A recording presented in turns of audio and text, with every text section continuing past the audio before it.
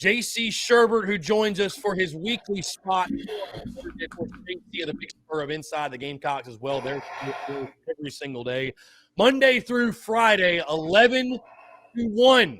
And you can find that basically, I just would say, everywhere you can find a live show. What's up, man? How you doing? Oh, good, man.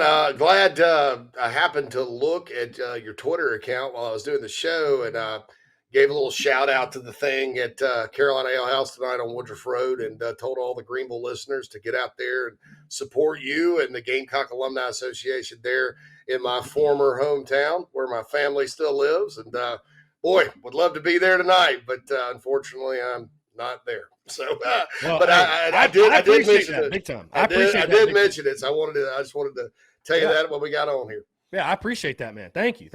Hey, first thing, let's do this. Let's change things up a little bit because obviously I got a lot of stuff in my head I want to talk about. But I see you rocking the Carolina Rise hat, man. Just I'll give you the floor, obviously. You're making a positive impact in the Gamecocks community with that. And I feel like we see it like every day or every other day. There's some new athlete that's signing with Carolina Rise. Just, I'll give you the floor to talk about Carolina Rise, what you guys are doing with that, plans upcoming. Because, again, I know that thus far, and I apologize for not giving you the platform yet to dive more into that and just the initiatives you guys are pushing moving forward. Oh, yeah. My head is too big and my hair is too crazy to wear a hat these days. So I rock the visors, and you'll notice I have a visor on all the time. So I just got this in the mail yesterday, so that's why I wore it today. Carolina Rise is a name, image, and likeness collective, which means that we crowdsource with memberships the funds, and they're memberships, but they're more kind of like donations. There are some benefits that you get, and then cut NIL deals with student athletes at Carolina. The reason I did it, University of South Carolina has been very good to me and my brother, who's my partner in it, Cam, over the years. I have a successful business based on the Gamecocks. I have a successful streaming show based on the Gamecocks, and it's kind of something for me to give back. I don't make any money myself off of it. We kind of run it lean and mean with limited expenses and things like that. And so kind of what's different about our collective versus the other one, and I encourage everybody to join as many as you can. I don't see it as sort of a competition. We kind of do promotional things, like we pay the guys to go tweet or to go put something on their social media to help our affiliated businesses, which do include the show and thebigspur.com to a certain extent, but also people like Tony Pope at State Farm and other businesses that are affiliated. We just pay the guys to promote it, and it's quick and easy, puts a little money in their pocket. Gigi Jackson, we actually were mentioned on ESPN.com today because Gigi Jackson was rated like the number 20 basketball player NIL-wise overall, according to Myron Metcalf of ESPN.com. So they mentioned Carolina Rise. Baseball, obviously, there's a big opportunity because a lot of those guys, man, they're just trying to get to the full scholarship because there's only 11.7 scholarships. So more than glad to help out with that. And then in football, we have several players coming up. I wanted the first one to be Mo Kaba because of that tweet he put out when he was cutting lawns this summer. And I'm so glad that Cato's Power Equipment came in with a big deal for him. And I'm glad we were able to give him some, and contribute to that because anybody's going to get out there and cut the grass. I haven't cut my in-laws' grass, man. And and it's not even in the South. I mean, over the summer, man, you get to cutting that grass, man. That's hard work. So total respect for Mo, and was just so happy we were able to say, hey, that's our first football guy publicly that, we were able to announce. And when I saw that tweet, I knew that's what I wanted to do. And we were so happy we were able to do that. So, you can join up for as little as $10 a month. If you join what we call the 1801 Club, it's $18 and a penny a month. You get a nice car magnet. We have a monthly drawing for prizes. We got some really cool prizes coming, including some lodge seating boxes at games and some signed autographs and stuff. Also, we partnered with an autograph company, and they're having an event Saturday from 11 to 1 at Swamp Cabbage Brewery. I think that's what it's called in Columbia. And all the wide receivers are going to be there. So if you're wondering about Corey Rucker's injury, right, go out and get him to sign something, see if he's got that walking boot on Saturday. And he knew it was coming. He knew it was coming. Yeah. So Jaheim will be there, Juice Wells, all those guys. So yeah, very excited about Carolina Rise. Like I said, I wanted to do something to use my platform to give back, and it's the perfect space to do it. And I looked around at other schools, and quite frankly, they were a little bit ahead. So I needed to. I felt like there was a need, not only for my own personal satisfaction, but also to help Carolina compete in this space. I was going to say, you are teaming up. That is correct. You are teaming up with my buddy Donnie Cunningham that does the whole Hustle and Crow and Palmetto autographs. And yeah, so definitely going out. You said that's this Saturday, right? 11 Yeah. Swamp Cabbage. I think it's Swamp Cabbage. I don't have it in front of me. Yeah, Donnie's good. Swamp Cabbage Brewery. Yeah, Donnie's good people. He's a good businessman, loves the Gamecocks, cares about the players. And anything we all can do to put a little bit in their pocket, the players' pocket, the better it's going to be for South Carolina, the better it's going to be for recruiting and all that good stuff. Yeah, absolutely. Well, again, I'm glad you shared that. And like I said, like you said, everybody that's in Columbia, be sure to get your tickets going out to that. Again, Jaheim Bell, Juice Wells, Josh Vans, Able to get Corey Rucker, and Amarian Brown are all going to be there for photos, autographs, memorabilia, all that good stuff. Should be a good time. Now, like you mentioned, JC, there's no secrets, man, in Gamecock land. But I'm not even going to talk on field first. I'm talking about the lights and all that coming out. That leaked earlier this week, and not only did it leak, and maybe it was supposed to be a secret. Well, it's not a secret anymore because I just checked. The video on Twitter has 410,000 views. JC Shurburtt, your thoughts though? I know you saw obviously the video. Oh yeah. Just thoughts on the lights overall. I mean, I think it just gets us even more amped for kickoff. Yeah, it fired me up. I mean, you kind of look at the schools that have done that with the LED lights, and we had something in our country last year called a supply chain issue. Right. Yeah. These would have been up last year. A lot of people get critical. Oh, they're slow to do things. Well, they couldn't help it. Last year they would have been up. But I think with Sandstorm being such a big part of the game day experience, and that kind of lends itself to those strobe lights and stuff, and just kind of what I've seen at Georgia and Alabama and these other places that have put those in, it really adds a lot. It's kind of really cool, looks neat, that kind of thing. So I think that having the night kickoff for the opening game of the season, I don't know for sure that South Carolina requested that be the streaming game on ESPN Plus because every school gets one. But I do think having that night kickoff was important to Carolina to debut the new lights and things of that nature. And I think it's going to look absolutely fantastic. I don't know that it didn't leak by design. I think, I think that there's, just talking to people around the university, nobody was, oh, we're so upset it leaked. Oh my God. I guess the Will Muschamp, opener in 2020 when he was like, with the Tennessee game, get out of your seats. Get out of your seats. Threw an F-bomb out there. Maybe they were too happy about that leaking, but I don't know. It got all kinds of views and certainly has a lot of people fired up, and a lot of folks that I know that maybe on the fence about even going to the game and went and bought tickets. So that's it's serving its purpose, and certainly was fired up to see it on your social media channels on Twitter and on Instagram. I think I've liked it from all my accounts today. So I really enjoyed it. Yeah, it was one of those things. The second I saw it, I was like, this is content gold, my friend. That's what we like to look at. Gold. And I've seen the same though, by the way. I think it's actually a great thing that it leaked, like you said.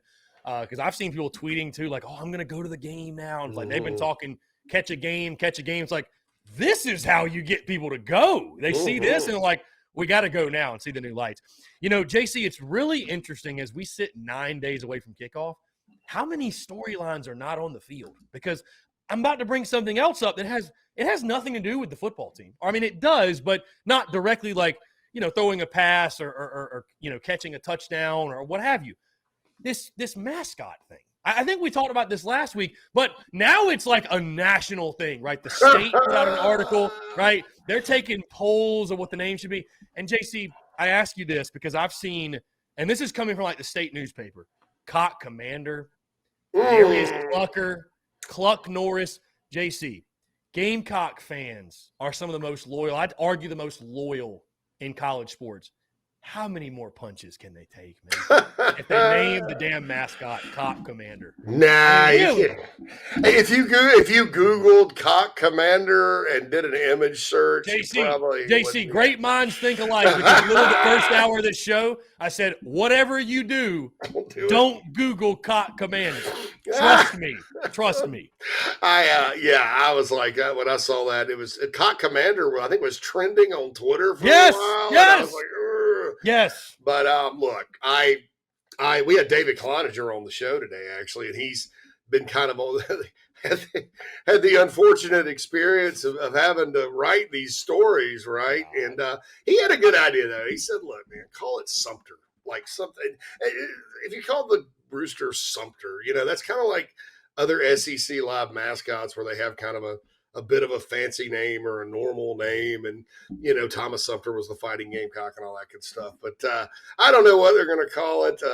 I know that, like, the whole thing about the Big Spur, the Sir Big Spur thing is like, okay, when you talk about that name Big Spur, first of all, I own a website called thebigspur.com. And after 15 years, so I kind of have Big Spur and what I do. And then the mascot, like before there was Cocky, there was this really freaky looking rooster thing. If you ever look at mascots from the 70s, it's like, if you look at anything from back then, like the 50s, like Mickey Mouse, anything like that looks just terrifying. That was Big Spur back then. So the mascot, there's been some sort of Big Spur affiliated with people other than the old owners of the Rooster, but I guess Sir Big Spur is copyrighted. And Eric Nichols, who's in the marketing department, did tweet that that naming it any kind of Big Spur was off the table. Yeah. And I said, well, I don't care what you can use it all you want as far as I care. But so I don't know. I think you're trying to avoid that. But Cock Commander should definitely be off the table. I can't even like keep a straight face when I hear that. Darius, anything with Cluck in it. Darius Clucker, I'm like, why? That's a joke. They don't. Yeah, chickens and hens cluck. Roosters crow, man. I just don't. But I don't have an answer. I just know I'm in the anti-Cock Commander team. I'm on that team. No, I'm team no with that one. And just about all the other ones that the state recommended. But chances are, they got a good laugh out of it when they put that list together, and it wasn't really anything any serious Gamecock fans should pay attention to. Yeah, I was sitting there. I was like, is this being engineered secretly by Clemson people? Like, is that what's going on right now? Are they behind this? Are they're responsible for this? I don't know. It feels that way a little bit. But some of the names, like, there's no way. There's no way. Sometimes around here, though, we tend to want to blame Clemson fans for things that are Gamecock fans that are self-inflicted. Yes. It's funny. It's funny how that happens sometimes. I joke, JC. I don't know if you saw me post this on social media. I said it's things like this that make me question or make me believe that the chicken curse might actually be real.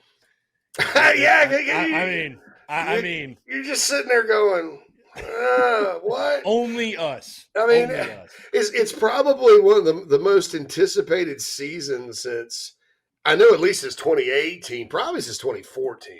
Yeah. Now, both of those seasons were disappointing, but I know it's the best roster since 2013. Right. Everybody's looking forward to this season. And then you got some beef about the live mascot. Somebody even said today, like, who cares? Like, as long as Cocky doesn't go anywhere, who really cares? So, I don't know. I like the live mascot. I think it's really cool. Like some of the shots they take of the bird on game days when it's being broadcast and stuff, and it's cool and it's good. But there's gonna have to. It's got to come up with a name for it, and hopefully it's not Cock Commander because I don't know if I can take that, man. I just don't know if I can take it. Yeah, I hear you. I'd be fine with honestly just calling it the Gamecock and just keep it moving. Yeah. If you can't come up with anything better, just keep it simple, keep it moving. All is well. JC, let's actually move to on the field because again, like you mentioned, it's crazy some of the things we're talking about with just 9 days to go. I'll put you on the spot a little bit. I know I mentioned this before. You don't have to lock in an exact. Where are you feeling on this team 9 days away in regards to record, best case, worst case? You got anything like that? I know that like what do you feel like? It's kind of, I feel like 7-5 is kind of where everybody's pointing to. I've picked 8-4. Your overall thoughts? I mean, if you want to give a ceiling, floor, whatever, thoughts on the season. I think 7-5 is a little conservative. I understand the need to be conservative. But look, man, this team won 7 games last year and didn't have Spencer Rattler or Juice Wells or a healthy, I'm not going to say healthy, 100% ready to roll Marshawn Lloyd, or Jaheim Bell was still finding his ways, an experienced player. They didn't have Austin Stogner. Zach Pickens was very inconsistent last year. I think Alex Huntley's an upgraded D tackle. I think Mo Kaba's an upgraded linebacker, and he's probably going to start. Devontae Reed can replace Jalen Foster because I think he's a good player. R.J. Broderick playing his best football. Nick Emenware is a freak, even though he's a freshman. Cam Smith is now gone from being a guy that people had questions about to an all-SEC player, probably an All-American. That's not even to mention, people don't think about this, Chris, in the bowl game where this defense shut down a very good everybody talks about how bad North Carolina's defense was. North Carolina had a top 10 offense last year. They needed a trick play to score a touchdown, and then a long pass. They hit the long pass, and that was basically it. Sam Howell had, 3 yards rushing in that game? And people don't think about this. Cam Smith did not play. It was Darius Rush and Marcellus Dial and a little bit of Isaiah Norris out there. This shut down a very good passing attack for North Carolina. So Dial and Rush are going to be important this year, and they're a year older. Your offensive line has 139 combined starts. It doesn't get much better than that from an experience standpoint. Dylan Wonnum is healthy. People don't understand, like when you have a back injury and you're trying to play offensive line, you have to bend like you do. That has to be painful. And it was probably a lot more serious than people thought, from what I was told. So there's just so much positive in terms of personnel that, and I look around the league and everybody's got personnel and all that. But I just think when you really take the garnet colored glasses can work 2 ways, right? When you kind of can just back up and look at the players, you're like, they have a chance to be really, really good. I actually am really bullish on this season. I think 2023 and 2024 may be a bit of I don't want to say rebuild, but they may be those building type years where, hey, a bowl game's good and you built back toward 2025. But I think this season there is a window. And you look at the SEC, Chris, and look, I know everybody just kind of assumes Georgia's going to reload, and they will player-wise, but they always have players. That was a historically great defense they had. Look at the NFL numbers. Look at the guys that went to the league with freaky testing, like unprecedented testing numbers and stuff like that. You don't just replace those guys because the guys come in and have 5 stars by their name. You don't just replace a Jordan Davis who's 350 pounds and moves around like a ballerina. I mean, you just don't.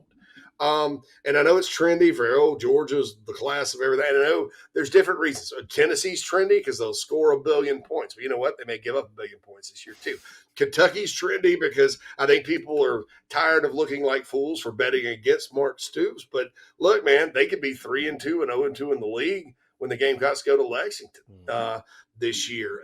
Everybody's like in Arkansas, and I'm getting a little bit more fired up about Arkansas's chances than maybe I once was, kind of looking at the guys I got from the portal and the guys I got coming back. KJ Jefferson's taking a step forward. That's going to be a tough one. But, I think the tendency is just to kind of say, well, the Gamecocks have to get all these good transfers in, and they have to be this older team, and, they have to have upgrades at positions just to get to 7 wins. This doesn't feel to me like, if I look back at the Spurrier era, you could feel what years were 7-8 win years, and you could feel what years where, hey, they could do a little better. To me, this just feels like they could do a little better. Maybe I'm wrong. If it's 7-5, I'm not saying I'll be disappointed because it kind of just depends largely on how that plays out. But I think they could do better than 7-5. I think this team could win a lot of games. I'll just put it that way. But the ball doesn't go their way. That doesn't bounce their way. They don't get turnovers on defense. They commit turnovers on offense. You have injuries. All that could play a factor in this season. But right now, I feel pretty doggone good about this team's prospects, almost to the point, Chris, where I've been trying to downplay myself a little bit with it. And that's weird because I haven't.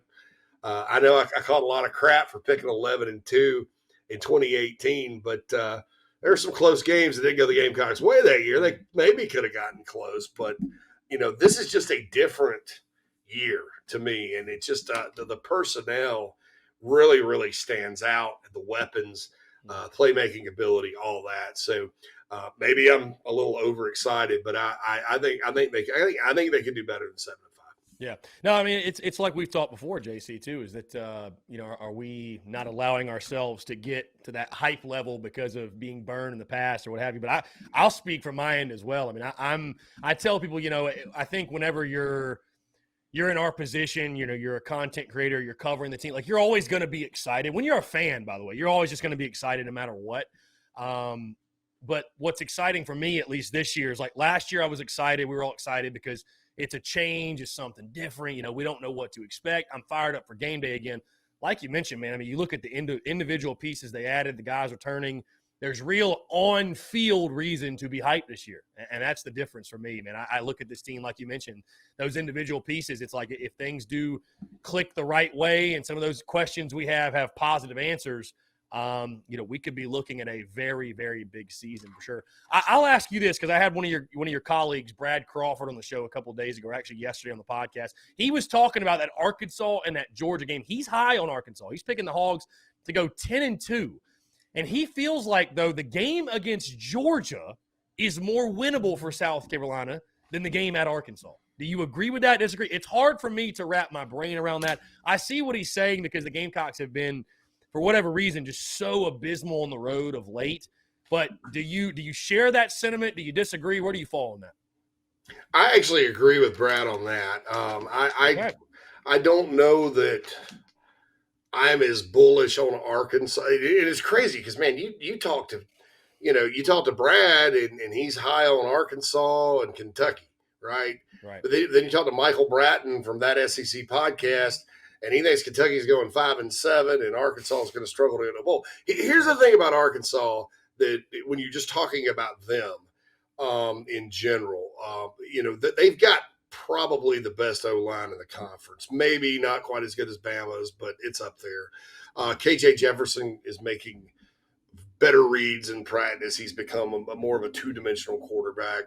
The receivers are all these potential guys, right? Mm-hmm. Jadon Hasselwood went to Oklahoma. Still a hell of a player. Wayne Thompson, who the Gamecock fans will remember, went to Florida State initially. He's come in through the portal. Really good player. Just hadn't produced. Their backup quarterback scares me to death, Malik Hornsby. They got guys from the portal on defense that can plug in, and Odom's a good coordinator. But you talk to some people that cover the league, and they're like, well, Arkansas is doing this. And then, some people say, well, they're not. And what gets me with them is, number one, they're in the SEC West. So it's a bloodbath, right? They were not overwhelmingly great. They beat A&M early. They lost to Auburn. They did play Bama tough in Tuscaloosa, kind of rallied and beat an average LSU team and Missouri to close it out, then beat Penn State. They got their momentum. In the non-conference, they play Cincinnati. I don't know who scheduled this. Cincinnati, BYU on the road, and Liberty, Hugh Freeze. You got Ole Miss in that division. You got Mississippi State in that division. You got A&M. You got Auburn.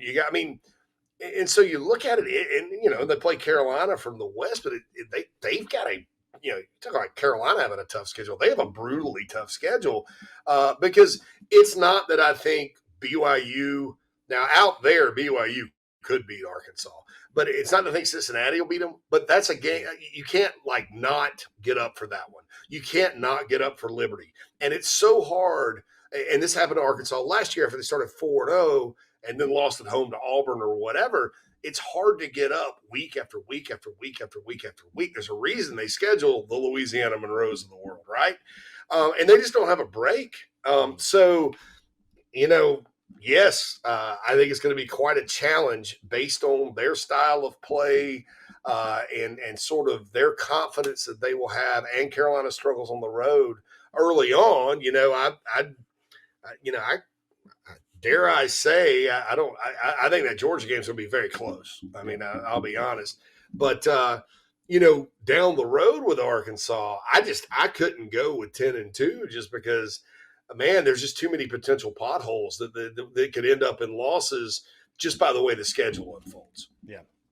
No, for sure. I mean, I think it's an intriguing argument, no doubt. And I've said, obviously I picked Arkansas to beat South Carolina, and I just hated the matchup. Obviously, we'll get to that week 2 game against the Hogs after the season opener. JC, we got to ask, obviously, man, like I said, back to on the field, and there are no secrets within Gamecocks football, and I won't ask you to break any news here on TDC, but, I went on your show. We talked about Christian Beal-Smith, Kai Kroger. Sounds like both guys, at least a chance they won't play. Kai Kroger probably out, Christian Beal-Smith questionable, what have you. The rumblings are starting to happen in regards to Rucker, Jordan Birch's name. I've heard, again, I'm not asking you to break any news. I will just ask you overall health of the football team. Is it something that you are even slightly concerned about just over a week away from kickoff? Birch concerns me. I mean, obviously, South Carolina's not deep at edge, or they call it edge now. It's defensive end.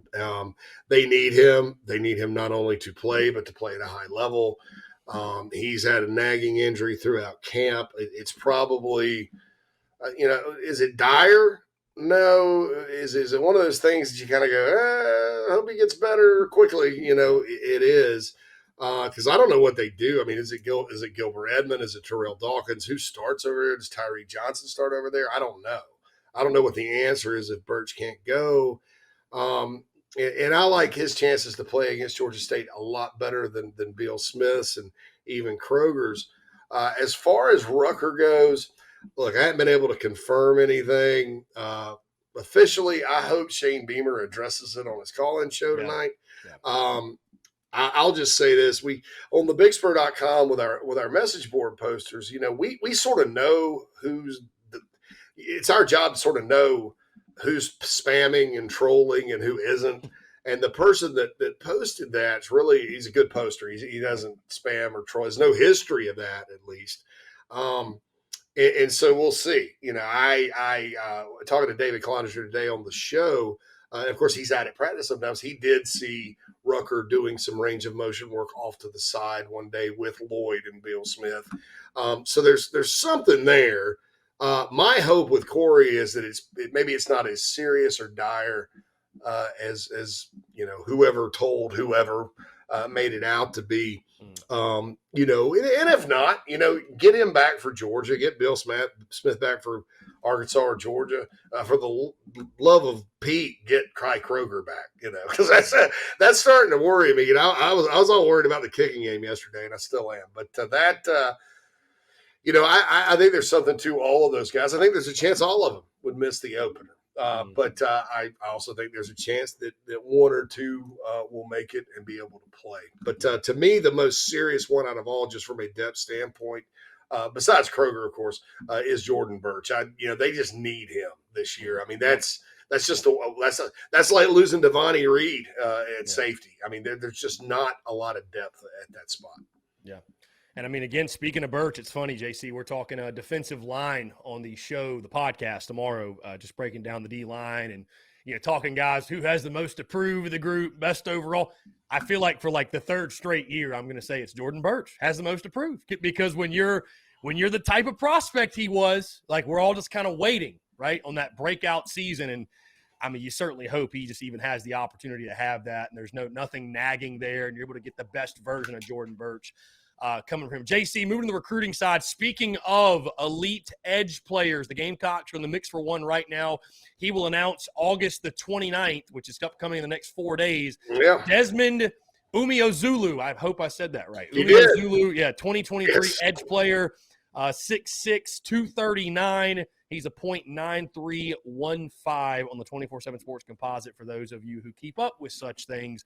But it sounds like the Gamecocks are in really good position from people I've talked to, and have a really good chance of landing him. What you're hearing on that side of things, and it sounds like, again, Shane Beamer obviously putting a heavy emphasis on line of scrimmage. They might be getting another big-time commitment here in just a couple of days. Yeah, I like this guy. Yeah, 6'6", 240. Probably going to be a guy that's going to have to develop for a year, just because his high school team up in Maryland, he doesn't play for one of the like DeMatha or St. John's or someplace like that up in D.C., Maryland. He's at Upper Marlboro, Charles Flowers. They play him inside in their defensive scheme, which out of necessity. So he's going to have to kind of, I think, develop. I think he could be a Devin Taylor type that even if he has to redshirt his first year or play sparingly, by year 2, he's ready to go. And he's how you draw him up. You know, he's a big, long basketball player looking kid. The upside is tremendous because it's, you know, hadn't really lifted a lot of weights in his career, all that good stuff. So he's going to get stronger and bigger once he comes in a weight program. Ohio State was probably the shoe in to get him. And this happens rarely in recruiting, Chris, but it does happen. Sometimes kids go on official visits and they don't have a good time. And the school screws it up. And Ohio State kind of screwed it up. And then there were some comments in the Buckeye media about it. Now their media is saying, oh, they've moved on. Well, look, maybe they have because they screwed it up. But I'm going to say this. This is an Ohio State level prospect. This is a guy that can play at Ohio State. This is a guy that can play anywhere in the country. And South Carolina, just like we mentioned earlier, they need edge players. So you start talking about, well, you got this kid, you got Montague Rames coming in, and then you got some guys behind them that are young and still developing. That's pretty good group once you add this guy in. It bodes well for the future, and certainly love his pass rushing ability and his upside. The upside, that's the word there, I think, is that kid could, in a year or two, be special.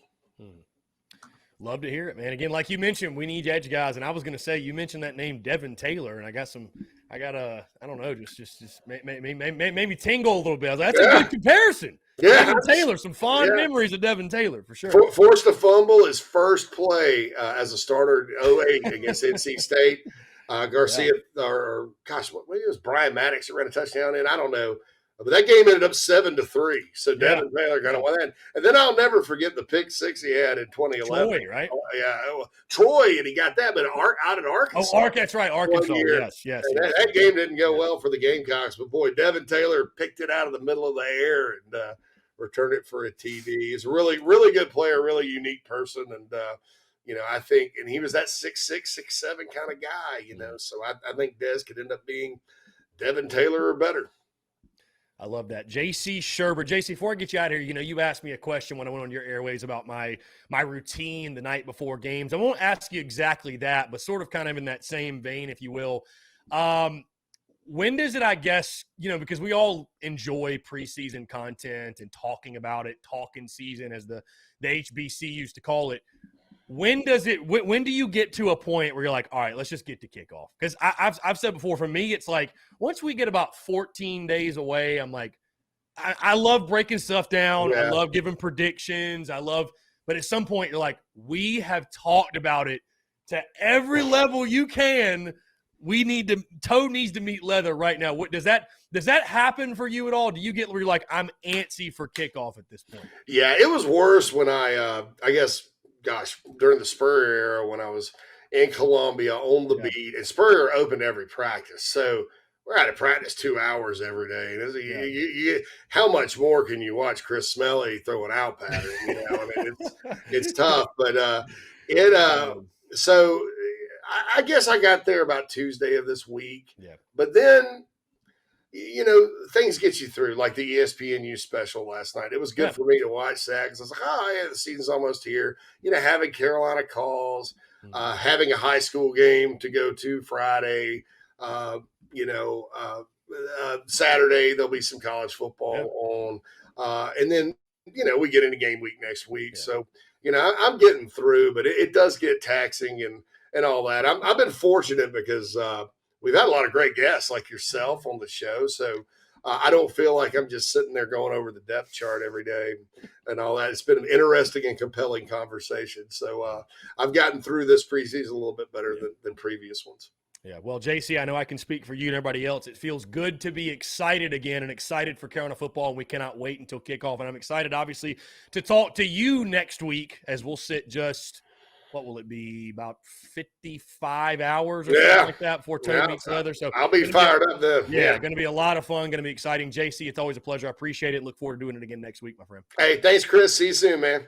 Yeah, man. We'll talk soon. Appreciate it.